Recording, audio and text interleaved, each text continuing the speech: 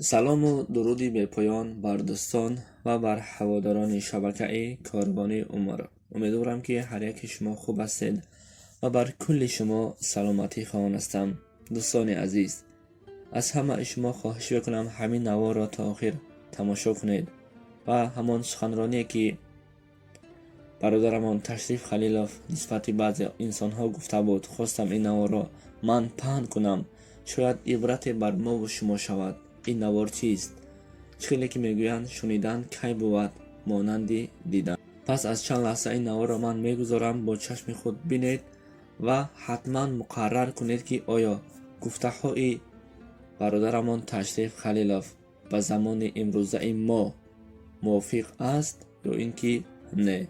فکر میکنم این نوار بر همه ما و شما و بر بسیاری ها فایده خیلی کلان دارد و برای باز هم فایده تر شدن دوستان عزیز در زیر ویدیو لایک گذارید تا اینکه به دیگران پهن شود و اگر امکان باشد شما نیز به یار و دوستان خود رسانید، زیرا این نوار برادرمان تشریف خلیلوف به زمان امروزه ما خیلی تعلق دارد. خوب، نوار را با چشم خود میبینیم و انشاءالله باز سخنرانی را دوام میکنیم.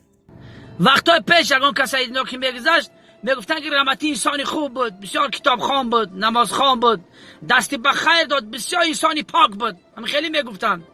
اگر حوزی در زمان اگه اون کس بمرم میگه بیچاره دای وسطی بود، یگان کس بلاک نمیمون، دم مرا لایک میمون، در اینستاگرام 800,000 پدپیچیک داشت، در اینترنت بسیار زور بود. آجی خیلی میگه.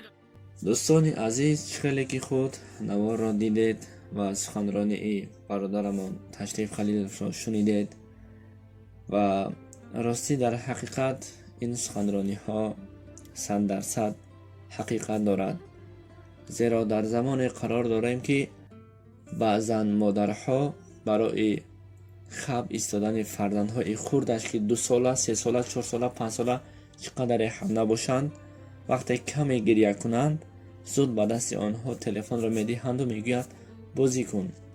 بینید که ما الکی از خورده این کودک همان فکر و عقیده هایش را با تلفن ما خودمان پیوست میکنیم و هر باره که گریه کرد تا به دست کودک ها اگر تلفن ندهیم آنها خب نمی کند.